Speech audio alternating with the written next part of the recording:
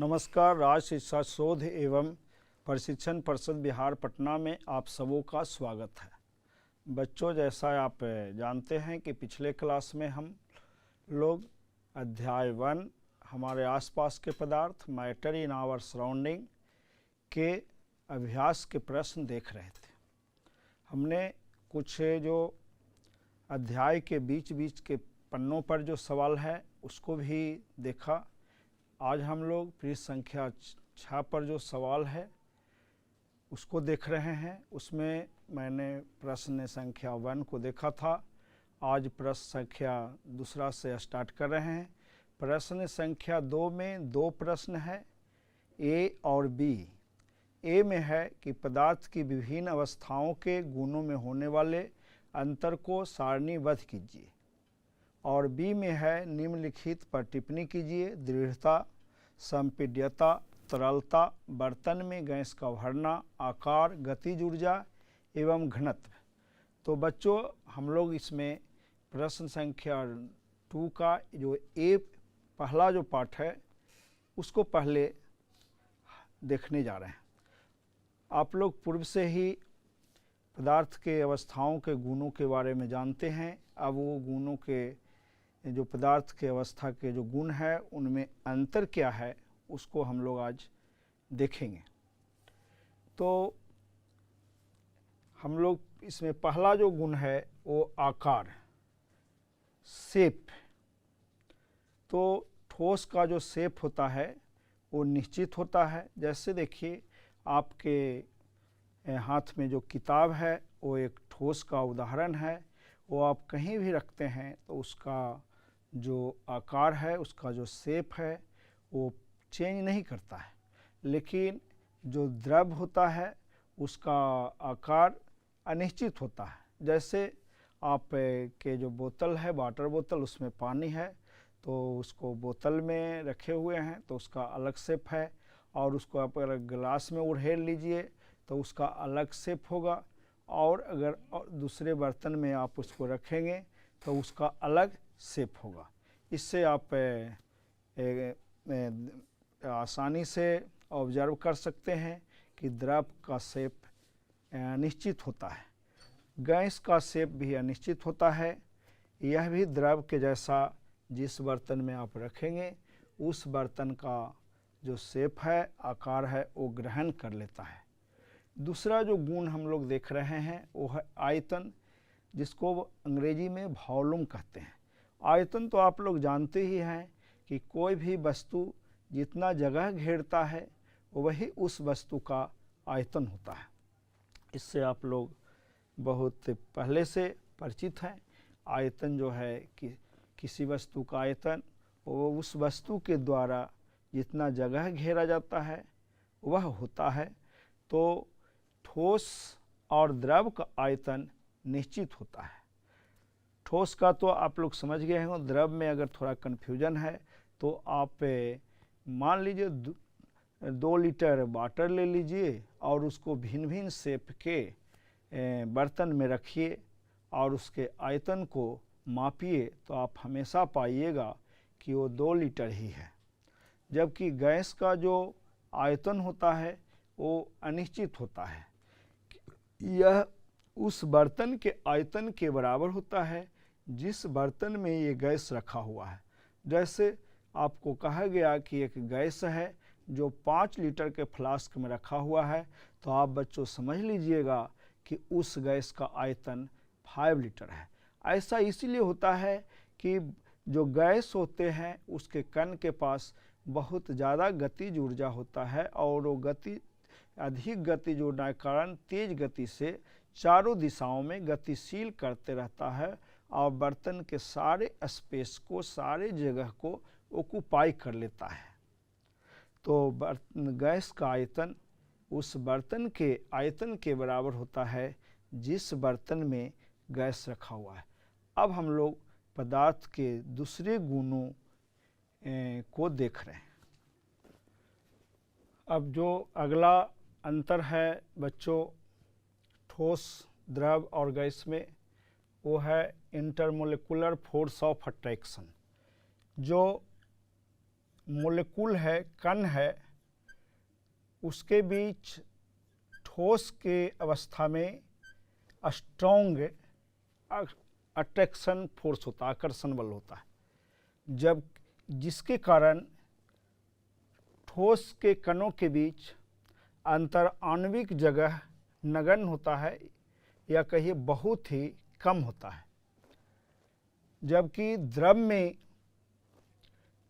इंटरमोलेकुलर force of attraction ठोस से कम एवं गैस से ज़्यादा होता है, इसीलिए इसमें रिक्त स्पेस ठोस से अधिक और गैस से कम होता है।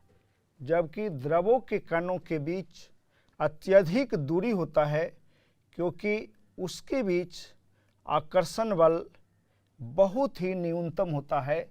इसीलिए आप लोग देखते हैं कि हवा में आसानी से आप हाथ लहरा लेते हैं, पानी में थोड़ा कठिन से अपना हाथ इधर उधर घुमा पाते हैं, और ठोस में अपना हाथ आप घुमा नहीं पाते हैं।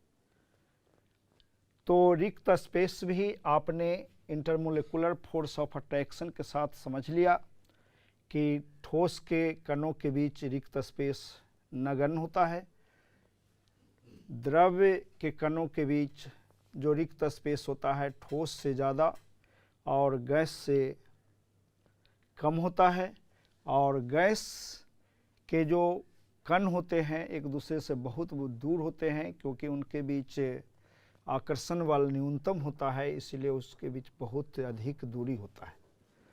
अब देखिए दृढ़ता। दृढ़ता के मतलब होता है कि आप बाहरी बल लगाकर उस चीज़ को दबा नहीं सकते हैं।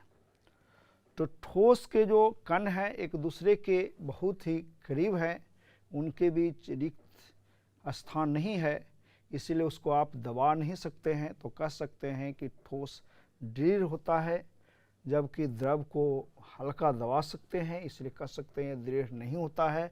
और गैस को बहुत ज़्यादा दबा सकते हैं, इसलिए इसको भी कह सकते हैं कि ये दृढ़ नहीं होता है। संपीडिता हुआ कि प्रेशर दाब लगा कर के आप किसी चीज़ को कितना दबा सकते हैं।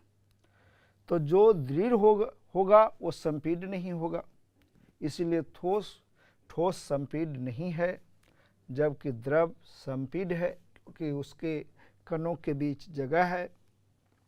गैस अत्यधिक संपीड है, इसीलिए अगर आप एक बर्तन में गैस ले लीजिए और इस गैस को आप एक पिस्टन की मदद से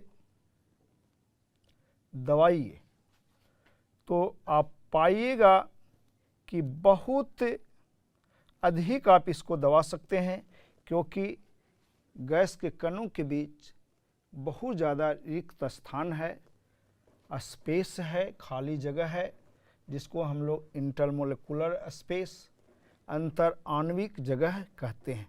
अब देखिए ये गैस जो है, पिस्टन को थोड़ा थोड़ा दबाइए, तो आपने जब पिस्टन को दबाया तो देखा कि गैस जो है का आयतन जो है घट रहा है।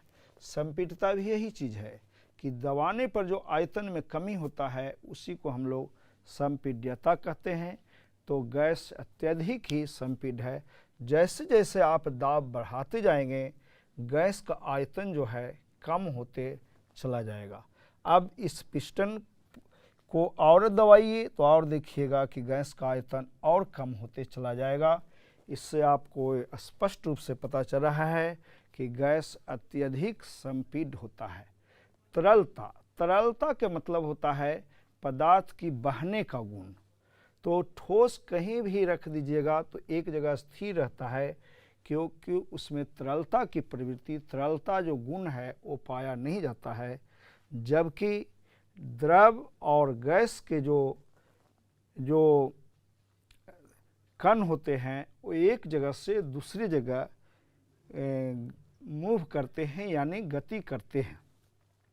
गैसों के कण के पास गतिज ऊर्जा अत्यधिक होता है, इसीलिए काफ़ी तेज़ी से वो अपने चारों दिशाओं में गति करता है और जिस बर्तन में गैस को रखते हैं वो पूरी जगह को वो घेर लेता है।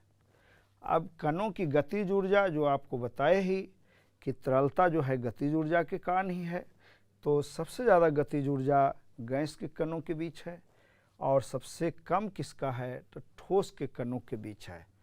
इस तरह से बच्चों हमने ठोस, द्रव और गैस के जो मुख्य गुण था उसके बीच अंतर देखे। अब हम लोग जो सवाल दूसरा 2 है, प्रश्न संख्या 2 है, उसका जो दूसरा पार्ट जो बी है उसमें कुछ टर्म दिया हुआ है, उस टर्म को पर टिप्पणी करते हैं, उस पर एक शॉर्ट नोट्स लिखते हैं कि वो जो टर्म है वो शब्द है उसका क्या मतलब होता है। वो टर्म आप लोग देखे ही थे, दृढ़ता, संपीड्यता, तरलता, गतिज ऊर्जा, घनत्व। तो हम बारी बारी से उन सभी जो गुण हैं पदार्थ के उस पर छोटा छोटा टिप्पणी आपको बता रहे हैं, पहले से भी आप अवगत हैं। अब बच्चों हम लोग प्रश्न संख्या 2 का बी में जो है निम्नलिखित पर टिप्पणी लिखे उसमें देख रहे हैं। इसमें पहला है दृढ़ता। दृढ़ता हम लोग किसे कहते हैं? दृढ़ता को अंग्रेजी में कहते हैं रिजिडिटी।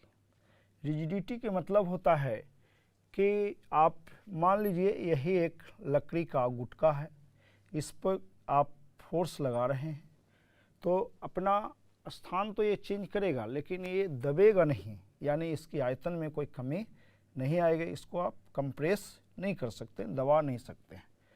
तो बाहर से शक्ति प्रयोग करने पर किसी पदार्थ की अपने आकार में को बनाए रखने की जो टेंडेंसी है, जो प्रवृत्ति है, वही दृढ़ता कहलाता है। जैसे हम इस लकड़ी के गुटके को पर इस ऊपर से बल लगा रहे हैं या कहीं साइड से भी लगा रहे हैं, लेकिन ये लकड़ी का गुटका दब नहीं रहा है। इसके मतलब हुआ लकड़ी का गुटका ठोस है और ठोस क्या होता है? रिजिड होता है। लेकिन अगर आप किसी बर्तन में लिक्विड भरे हुए हैं और बर्तन की दीवार जो है इलास्टिक है और तो उसको आप दबा देते हैं, इसके मतलब हुआ कि उसके अंदर जो भरा हुआ जो द्रव है वो दृढ़ नहीं है। ऐसा नहीं है कि लिक्विड बहुत ज़्यादा दबता है, लेकिन थोड़ा दबता है। लेकिन वही देख लीजिए बच्चों, आप लोग दुर्गा पूजा में बैलून खरीदते हैं, उस बैलून में हवा भरी रहती है, उसको आप बाहर से अगर शक्ति प्रयोग करते हैं तो बहुत दब जाता है, तो आप कह सकते हैं कि गैस दृढ़ नहीं होता है। तो हम लोग दृढ़ता को देख ले कि बाहर से शक्ति प्रयोग करने पर किसी पदार्थ की अपने आकार को बनाए रखने की जो प्रवृत्ति है ना, वही क्या है? दृढ़ता है। तो इससे आपको पता चल गया कि सबसे ज़्यादा दृढ़ कौन होता है? ठोस। सबसे कम कौन होता है? गैस। और द्रव जो होता है ठोस से कम दृढ़ है और गैस से ज़्यादा दृढ़ है। इसमें एकदम सिंपली समझ लीजिए कि ये दृढ़ इसीलिए है कि ठोस के कणों के बीच इंटरमोलिकुलर फोर्स ऑफ अट्रैक्शन ज़्यादा है और इंटरमोलिकुलर स्पेस कम है। तो जिसके कण के बीच इंटरमोलिकुलर फोर्स ऑफ अट्रैक्शन यानी अंतर आणविक आकर्षण बल ज़्यादा होगा, उसमें इंटरमोलिकुलर स्पेस कम होगा और उसमें दृढ़ता ज़्यादा होगा। अब ठीक इसके उल्टा है संपीड्यता। संपीड्यता है कि जब आप किसी पदार्थ पर दाब लगाते हैं तो उसके आयतन में कमी होता है। तो जब किसी पदार्थ पर आप दाब लगा रहे हैं और उसके आयतन में कमी हो रहा है, तो पदार्थ की इस प्रवृत्ति को, इस गुण को, इस टेंडेंसी को संपीड्यता कहते हैं। तो गैस बहुत ज़्यादा संपीड्य होते हैं, इसीलिए गैसों को बहुत ज़्यादा आप दबा सकते हैं। पिछले सवाल में आपके पिस्टन के उदाहरण के द्वारा हमने गैस के दबाया था कि एक बर्तन में गैस रख लिए, ऊपर में उसमें पिस्टन फिट कर दिए हैं। पिस्टन पर जैसे जैसे हम दाब लगाते हैं वैसे वैसे गैस का आयतन घटते चला जाता है। इसके मतलब गैस बहुत ज़्यादा संपीड्य है। तरलता। तरलता, अब अगला जो आपका टर्म है वो है तरलता। तो तरलता, पदार्थ के बहने के गुण को तरलता कहते हैं। तो तरल कौन कौन कौन बहता है? द्रव बहता है और गैस बहता है। ऐसे पानी आपके को कहीं फर्श पर गिर जाता है तो आप देखते हैं कि वो जिधर उसका ये होता है, ढलान होता है, उधर की ओर बहता है, लेकिन एक ही दिशा में बहता है। और ये जो द्रव बहता है उसको हम लोग फ्लो कहते हैं। और जो गैस के जो पार्टिकल होते हैं वो गैस भी बहता है तो उसको हम लोग ब्लो कहते हैं। लेकिन द्रव के जो कण होते हैं एक खास दिशा में ही प्रायः फैलते हैं, लेकिन सब द्रव के साथ ऐसी बात नहीं है। पानी के साथ ऐसी बात है, लेकिन आप केरोसिन के साथ देखेंगे फैल जाता है। इसको हम लोग आगे चर्चा करेंगे। उसमें होता है कि वो द्रव के कण के बीच किस तरह का फोर्स काम कर रहा है। लेकिन गैस के जो कण होते हैं उसके पास अत्यधिक गतिज ऊर्जा होता है, जिसके वजह से वो भिन्न भिन्न दिशाओं में गति करते हैं। और गैस जो है सारी दिशाओं में बहता है। खुला में अगर गैस आप छोड़ रहे हैं या बैलून में एक पिन डाल दिए तो उससे हवा निकलेगा, तो ऐसा नहीं है। वहाँ से निकलेगा बाहर निकलने के बाद वो सारे दिशाओं में फैल जाता है। अब हम लोग इसमें जो और जो टर्म है उस पर टिप्पणी करने जा रहे हैं। तो बच्चों, हमारा अगला जो टर्म है वह है बर्तन में गैस का भरना। बर्तन में गैस का भरना कहने का मतलब है कि जब हम गैस को किसी बर्तन में रखते हैं तो पूरी जो बर्तन में जो जगह है वो पूरी जगह को घेर लेता है। इसका मतलब यही है। तो पूरा जगह को इसलिए घेर लेता है क्योंकि गैस के जो कण है उसमें अत्यधिक ऊर्जा होती है और उस ऊर्जा के कारण ये गैस के कण तीव्र गति से सभी दिशाओं में चलते हैं, यानी सभी दिशाओं में घूमते हैं और जितना भी जगह होता है सभी जगह में फैल जाते हैं, या कहिए कि पूरी जगह को घेर लेता है। इसी को हम लोग कहते हैं बर्तन में गैस का भरना। यानी जब बर्तन में गैस को रखा जाता है तो उसके कण अत्यधिक गतिज ऊर्जा होने के कारण सभी दिशाओं में तीव्र गति से चलते हैं तथा गैस पूरी बर्तन में फैल जाता है। अगला जो हमारा जो टर्म है वो है आकार, शेप। तो आकार या शेप जो होता है, ये कहिए कि कोई भी वस्तु जितना स्थान घेरती है तो वही उस वस्तु का आकार होता है, या कहिए एक आयतन होता है कि जितना स्थानों घेरती है वो आकार होता है। और देखने में कैसा लग रहा है वो आकार होता है। और आकार का जो निर्धारण होता है वो कणों के बीच के आकर्षण बल करता है कि उसके बीच कितना आकर्षण बल लग रहा है। आकार निश्चित प्रायः उस वस्तु का होता है जिस वस्तु के कणों के बीच आकर्षण बल अत्यधिक होता है। अगला है गतिज ऊर्जा। गतिज ऊर्जा, जिसको अंग्रेजी में हम लोग कहते हैं काइनेटिक एनर्जी। पदार्थ के कणों में गति के कारण जो ऊर्जा या कार्य करने की क्षमता होती है उसे गतिज ऊर्जा कहते हैं। यानी गतिज ऊर्जा का मतलब हुआ कि जब किसी पदार्थ के कण मूवमेंट करेगा तो उसके कारण जो ऊर्जा पैदा होगा उसको उस पदार्थ का गतिज ऊर्जा कहेंगे। गतिज ऊर्जा बराबर होता है हाफ mv², जहाँ m जो है मास है पदार्थ का, और v जो है पदार्थ के कण का वेग है। तो उसके हर पदार्थ का भी आप काइनेटिक एनर्जी निकाल सकते हैं, पदार्थ के हर कण का काइनेटिक एनर्जी आप निकाल सकते हैं। उसमें करना क्या होगा कि जो m लेंगे वो उस पदार्थ के कण का मास लेंगे। तो एक कण का मास लेंगे तो एक कण का काइनेटिक एनर्जी यहाँ हम मालूम कर लेंगे। अगला है घनत्व। घनत्व यानी डेंसिटी। घनत्व आप लोग जानते हैं कि कम जगह में अगर कोई ज़्यादा संख्या में जैसे है तो कहते हैं कि घनत्व ज़्यादा है। तो इसको हम लोग इस तरह से परिभाषित करते हैं कि द्रव्यमान प्रति इकाई आयतन, यानी इकाई आयतन में किसी पदार्थ का कितना मास है, इकाई आयतन में किसी पदार्थ का कितना मास है, यानी इकाई आयतन में किसी पदार्थ जितना ज़्यादा मास होगा उसका घनत्व उतना ही ज़्यादा होगा, जिसको हम लोग इस रूप में लिखे हैं कि द्रव्यमान प्रति इकाई आयतन को घनत्व कहते हैं। घनत्व बराबर होता है द्रव्यमान बटा आयतन।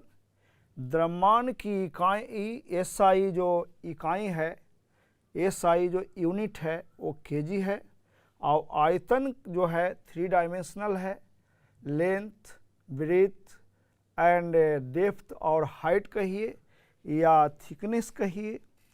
तो इस तरह से मीटर लंबाई के लिए मीटर, चौड़ाई के लिए मीटर, मोटाई के लिए मीटर, तो मीटर इंटू मीटर जिसको हम लोग कहते हैं क्यूबिक मीटर। तो इस तरह से अगर आपको घनत्व का यूनिट निकालना है तो द्रव्यमान का यूनिट बटा आयतन का यूनिट, जहाँ द्रव्यमान का यूनिट केजी है और आयतन का यूनिट क्यूबिक मीटर है, इसलिए घनत्व का यूनिट हो जाएगा, यानी घनत्व का इकाई होगा केजी पर क्यूबिक मीटर, ये एसआई यूनिट में होगा। अगर हम लोग सिस्टम को चेंज करेंगे तो घनत्व का जो यूनिट होगा वो अलग होगा। तो बच्चों, हम लोग ने पृष्ठ संख्या 6 का सवाल देखा। दोनों सवाल बहुत ही इम्पोर्टेंट था, इंटरेस्टिंग था, और ये हमारी उत्सुकता हमेशा बनी रहती है कि ये सब जो टर्म्स है उसके मतलब क्या होते हैं, और हमेशा इसकी कोशिश रहता है कि इस टर्म को हम कैसे एक्सप्लेन करेंगे। तो उम्मीद है कि आप लोग अपने दोस्तों के बीच इसको बार बार पुनरावृत्ति करके और स्पष्ट होंगे। इसके अब हम आप लोगों से अगले क्लास में अगले पृष्ठ के सवाल के साथ मिलते हैं। तब तक आप लोग इसको रिवाइज करते रहिए। चलिए, आप लोग को बहुत बहुत धन्यवाद।